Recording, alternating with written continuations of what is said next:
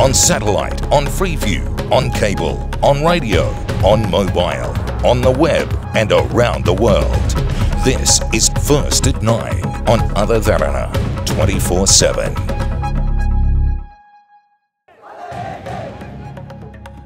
Making headlines first at 9. War crime allegations. President Maithripala Sirisena assures no one will be able to try Sri Lankan war heroes. 20th Amendment. Prime Minister Ranil Wickremesinghe asserts there are no plans to postpone mini polls. While SLFP reaches 66, former President Mahinda Rajapaksa says the SLFP's golden era was under him. Predictions on mini polls. JVP leader Anurukumara Dissanayake praises the 20th Amendment to the Constitution. Making headlines from international news. Shaking the world. North Korea conducts suspected hydrogen bomb test.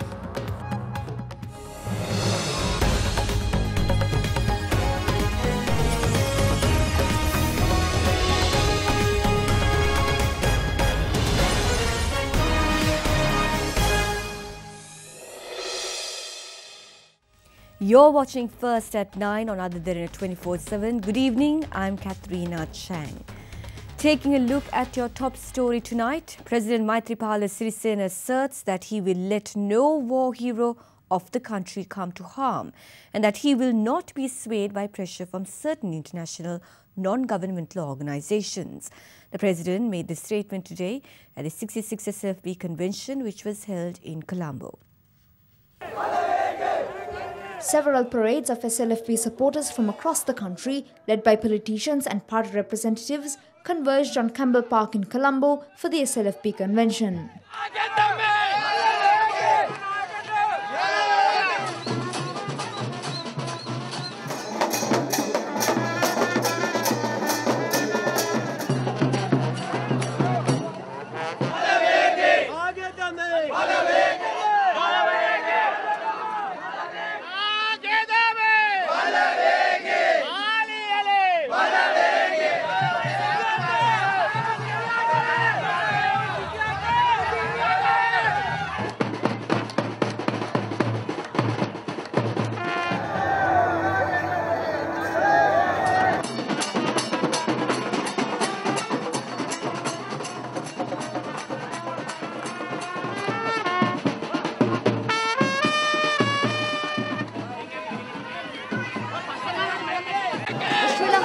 Party, one of the oldest political parties in the island, celebrated its 66th anniversary under the theme "A Pure and Clean National Political Movement for the Future of the Country." The event was held under the patronage of the party's chairman, President Maithripala Sirisena.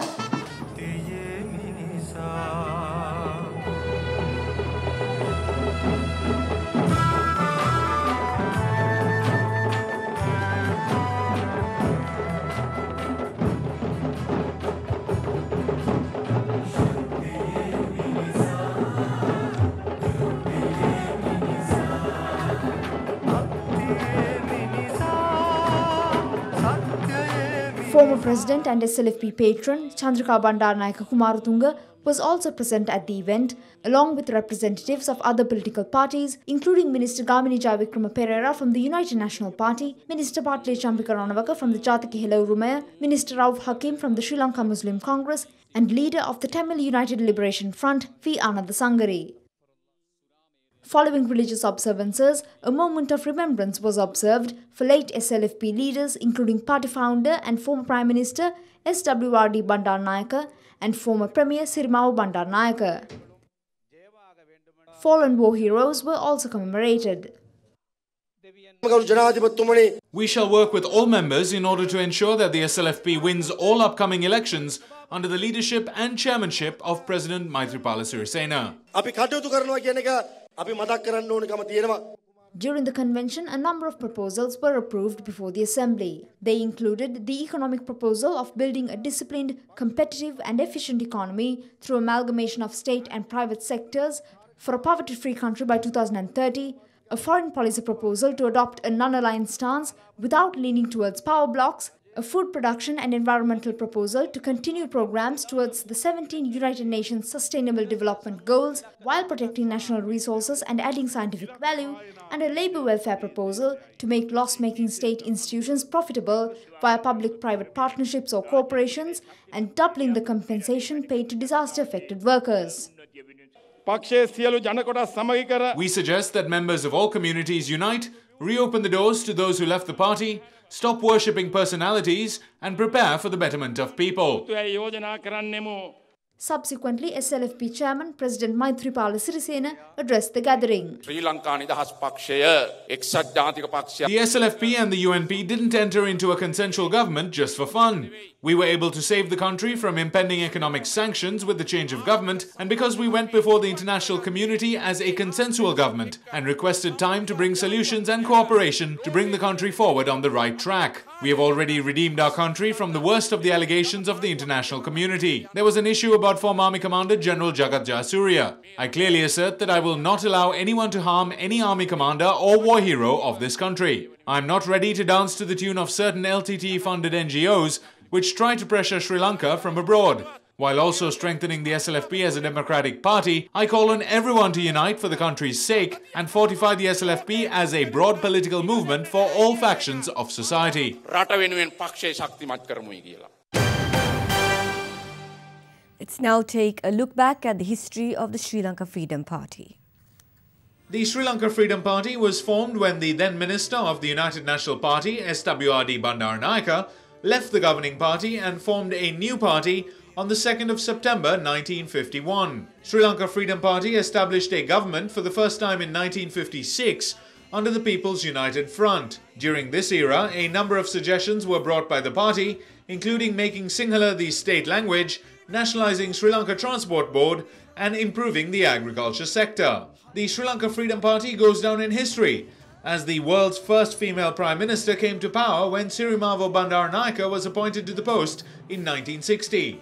The Sri Lanka Freedom Party led the government from 1960 to 1965 and 1970 to 1977, during which the Republican Constitution was instituted and the economy was made a system which focused more on local products.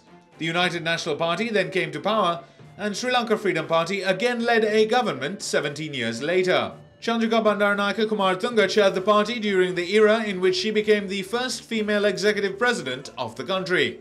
After her rule, Mahinda Rajapaksa became president in 2005, and the civil war which prevailed in the country for more than 30 years ended during his reign. The then General Secretary of the party, Maithripala Sirisena, ran for the presidential elections held on the 8th of January 2015 as the common candidate and became the current president of the country. Meanwhile, former President Mahinda Rajapaksa claims the Sri Lanka Freedom Party's golden era was the period when he was the chairman of the party. He said this addressing a function held in Ratkamagol.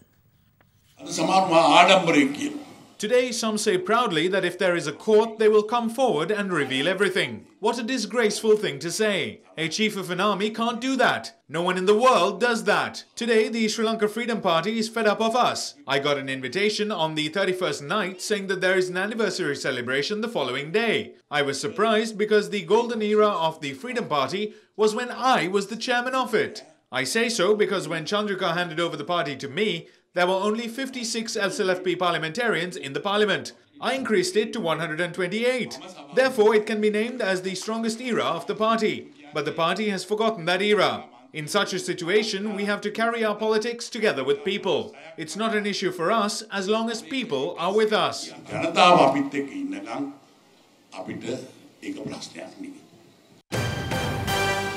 The Sri Lanka Freedom Party's Senior Vice President Parliamentarian Kumara Welgama says that the party has been reduced to only a name. He made this remark today via a statement to the media. Issuing a letter to the media, UPFA parliamentarian for the Kaluthuru district, Kumara Welgama said in his letter that the party's 66th convention is an occasion of both happiness and sorrow. He said that the SLFP has always protected the country's dignity and respect, adding that the period during which former President Mahinda Rajapaksa led the party was the golden era of the party after its inception. He also claimed that the party has selected an anti-democratic stance instead of the middle path which the party always followed. He suggested that if the party wishes to return to the right track, it should move away from the current coalition government. Meanwhile, UPFA representative of the Hambantota district, Namal Rajapaksha, also commented on the party's 66th convention. I heard that the party convention will be held tomorrow. I received a message from the party last night requesting that I attend. It was too late and I can't do so. The SLFP is in a marriage with the UNP. As the SLFP's 5 forces have been betrayed, how can we go there and celebrate? We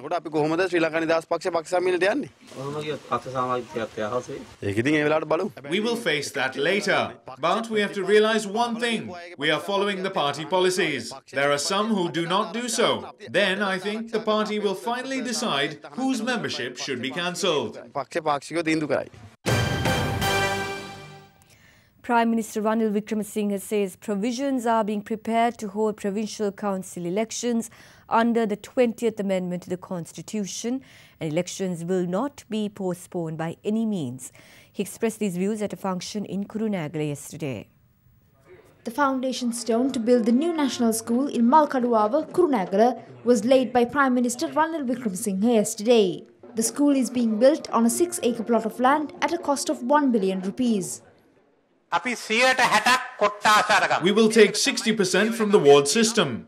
Under this, there is the absolute system and the ratio system. We passed the 20th Amendment to carry out this system in the provincial councils and hold elections within all the provinces in one day. We hope to execute this system first in the Pradesha Sabhas and urban councils. We produced amendments and we will hold elections after the amendments are approved. One such amendment is that 25% of the councillors should be women. Some are afraid we will postpone the elections forever. Therefore, we would like to tell the courts that we are ready to amend it further to hold elections within 1 year. We are preparing a draft bill to appoint a committee to allocate seats. A fair ratio will be allocated to the parliamentarians of the opposition under the system. If there is such a system, no one will get the power of a 2/3 majority.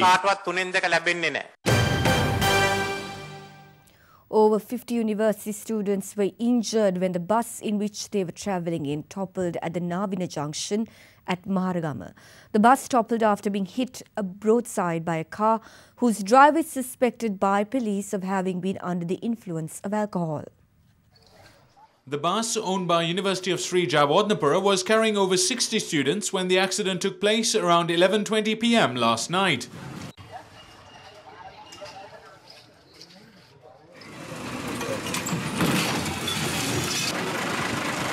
A CCTV camera recorded the incident, showing that the car was driven onto the main road without regard for oncoming traffic.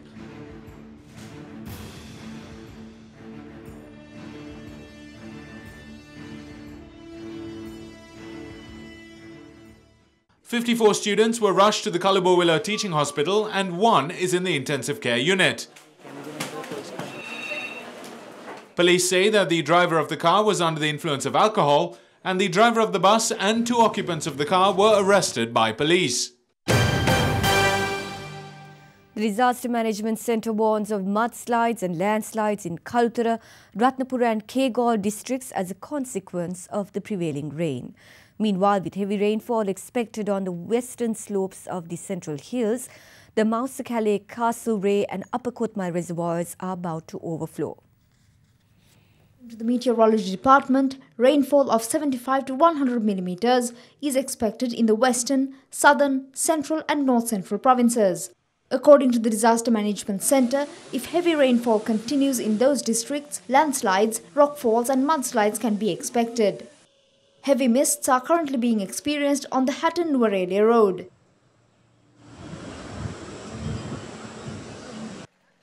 Around 100 houses were damaged due to heavy winds blowing through Mihintale town, also damaging electricity infrastructure in the area.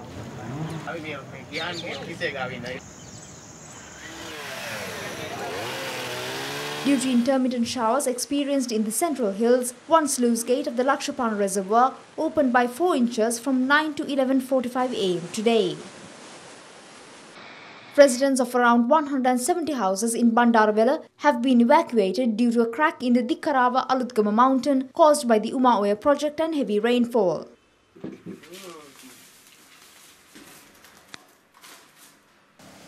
The Kalutara Baduruliya Road, Baduruliya Hadigalla Road and Baduruliya Kalawana Road are inundated due to the heavy rains.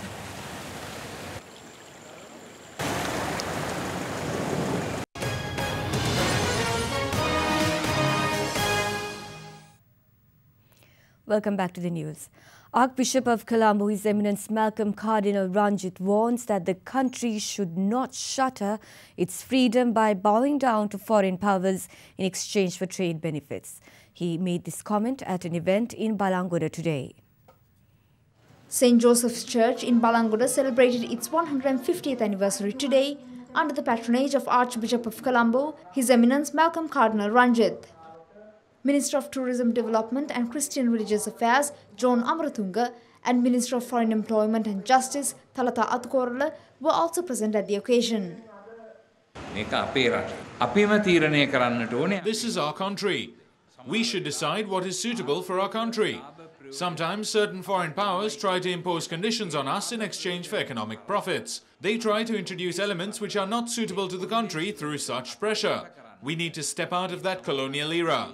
I'm not saying we should not receive aid.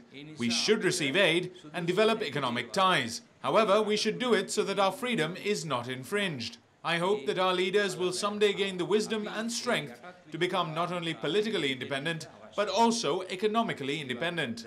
කවදාහරි දවසක ලබාගත්තු දේශපාලන නිදහස ආර්ථික නිදහසක් දක්වා ගෙන යන්නට අපේ නායකයන්ට බුද්ධිය සහ ශක්තිය ලැබේවා කියලා.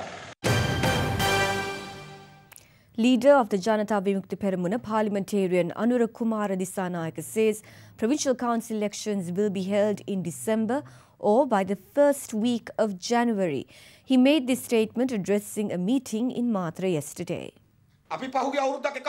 We changed the distorted election system after much struggle. There are mishaps in the system, but we created a system which is better for the people. It's good that there isn't a preferential system and there is a parliamentarian for the ward. But according to this system, the parliamentarian is decided using the proportional representation system. When will the elections come? It will either be before the 9th of December or in the beginning of January. The plan is already made. We will elect the one without corruption allegations, who won the respect of the villagers and who is also down to earth, although he might not be rich. We want the Provincial Councils Act to be passed soon, by any means.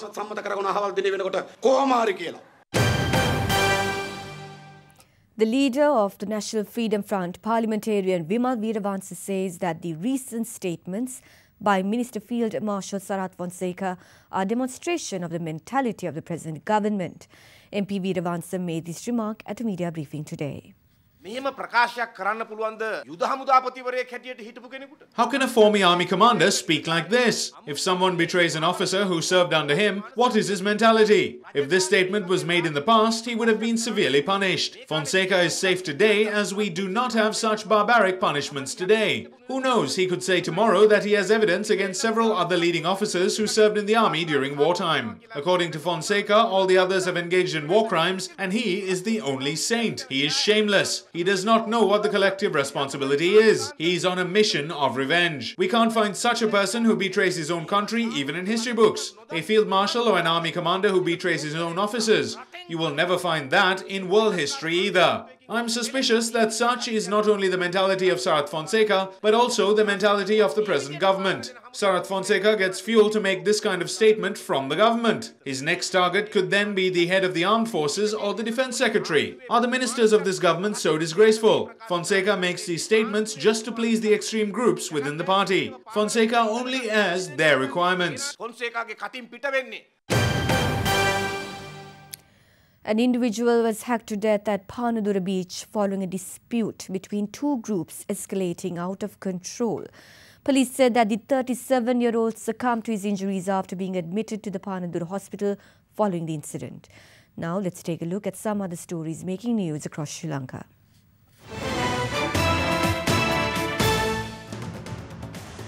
A woman died and 11 people were injured when a van and a passenger bus collided head-on this morning.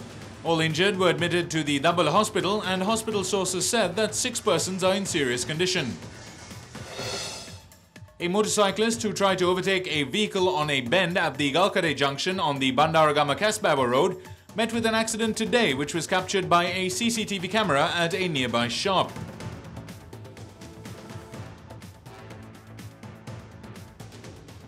Residents in the area rushed the motorcyclist to the Panadura base hospital. A motor vehicle met with an accident this morning near the Kurundugaha Hetakma playground on the Ambalangoda Elpitia road. Police say that the driver, who was admitted to the Elpitia base hospital, failed to control his speed and the vehicle skidded off the road.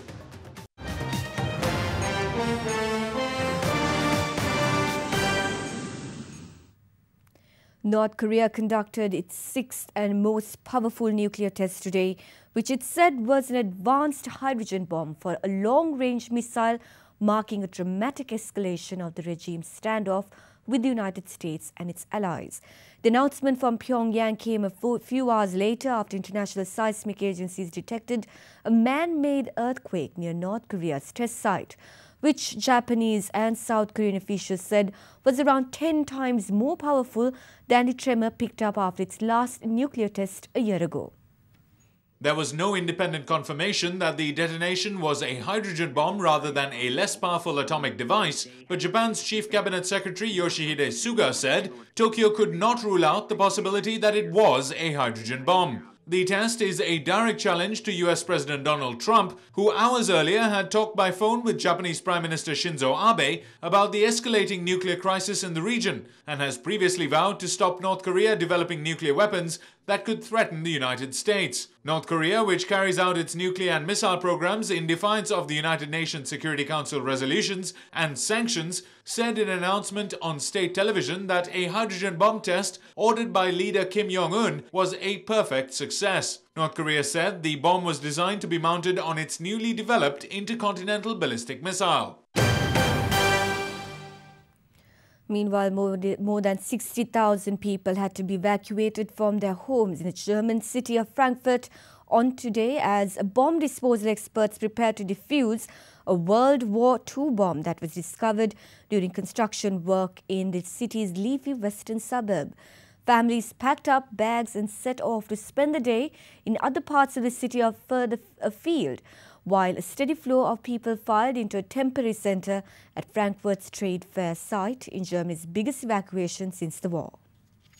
The fire service helped to evacuate around 500 elderly people from residences and care homes after patients in intensive care were evacuated from hospital yesterday. Bomb disposal experts will use a special system to try and unscrew the fuses attached to the HC-4000 bomb from a safe distance, and if that fails, a water jet will be used to cut the fuses away from the bomb. The bomb is assumed to have been dropped by Britain's Royal Air Force during the 1939 to 1945 war. British and American warplanes pummeled Germany with 1.5 million tons of bombs that killed 600,000 people, and officials estimate 15% of the bombs failed to explode, some burrowing 6 meters deep.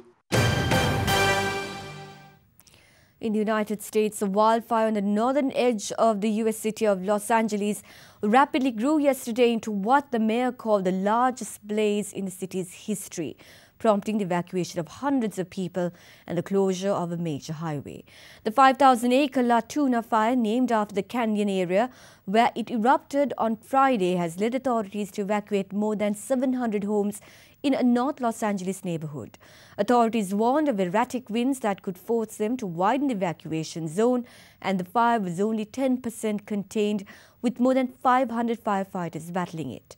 The blaze was creeping down a rugged hillside yesterday towards houses, with temperatures in the area approaching 38 degrees Celsius.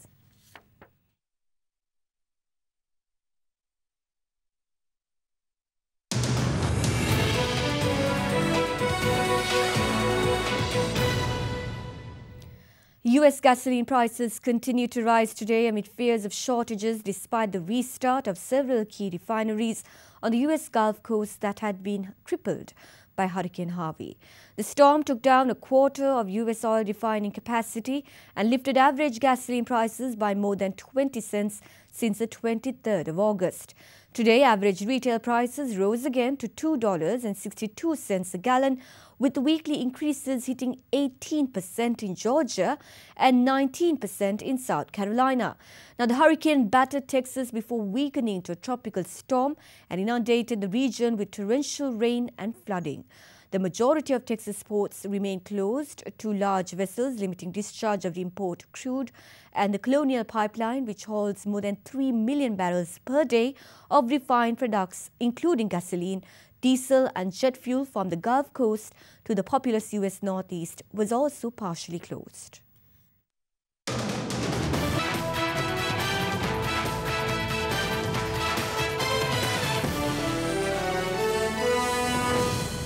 Looking to reclaim some dignity and secure an automatic spot in the next Cricket World Cup, Sri Lanka managed their first century standoff on the series against India today, but a familiar collapse saw the hosts lose 7 wickets for 53 runs on the way to 238 all out.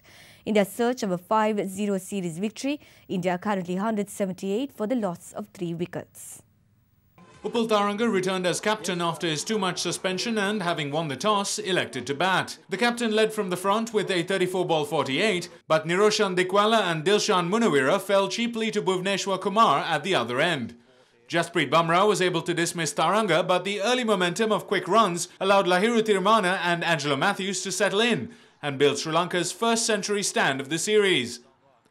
Bhuvneshwar's return to the attack spelled the end for Thirimanne in the 39th over, however, and Kuldeep Yadav accounted for Matthews, the pair having both managed half-centuries. Inexperience came to the fore from then on, with Sri Lanka's lower order crumbling as Bhuvneshwar Kumar claimed his maiden 5-wicket haul in one-day internationals. The host bowled out 2 balls short of the 50-over mark for 238. Straight to mid-wicket. After encounters that went the distance in the first 2 rounds, Roger Federer sprinted past Feliciano Lopez in straight sets yesterday to advance to the 4th round of the US Open. Men's first seed Rafael Nadal progressed after losing the first set in his 3rd round encounter, and women's world number 1 Karolina Pliskova fought off a match point to claim a comeback win against Zhang Shuai. Chasing a 6th US Open title, Federer needed just 1 hour and 46 minutes under a closed roof at Arthur Ashe Stadium to put away 31st seed Feliciano Lopez. After being broken 8 times and committing a whopping 124 unforced errors in the first 2 contests, a focused Federer tightened up his game against Lopez, winning 6-3, 6-3, 7-5 and setting up a 4th round meeting with Philipp Kohlschreiber.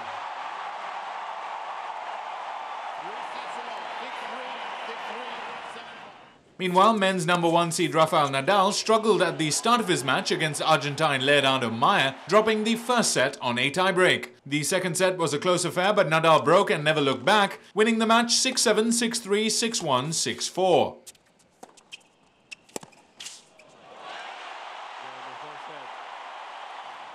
In the women's draw, Karolina Pliskova showed the steel of a world number 1 as she fought off a match point to claim a riveting 3-6, 7-5, 6-4 comeback win over Zhang Shuai yesterday. Pliskova, runner-up at Flushing Meadows last year, would have lost her world number 1 ranking had she been beaten on Arthur Ashe Stadium, but moved another step closer to a first Grand Slam title.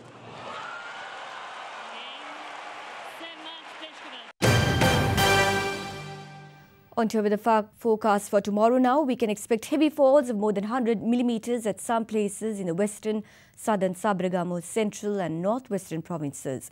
Showers or thundershowers will occur elsewhere, particularly after 2 p.m. in the western, southern, central and Sabragamo provinces and in the Badulla, Trincomalee and Mullaitivu districts. Let's now take a look at your city-by-city forecast.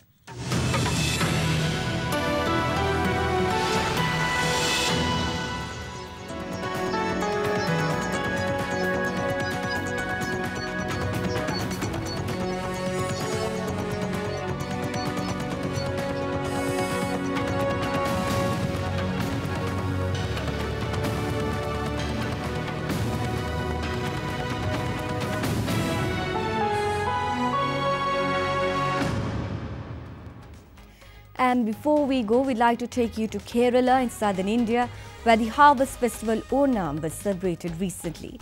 The festival celebrates the homecoming of King Mahabali, a historic ruler of Kerala, who is believed to come from the netherworld to check on his citizens.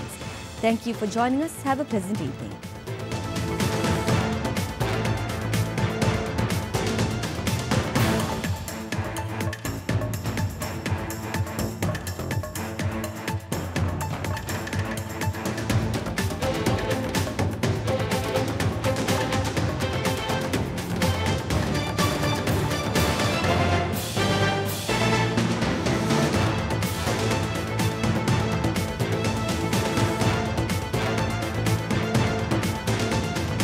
Bringing you the news and information 24 hours a day. This is Sri Lanka's premier news channel, Derana 24/7.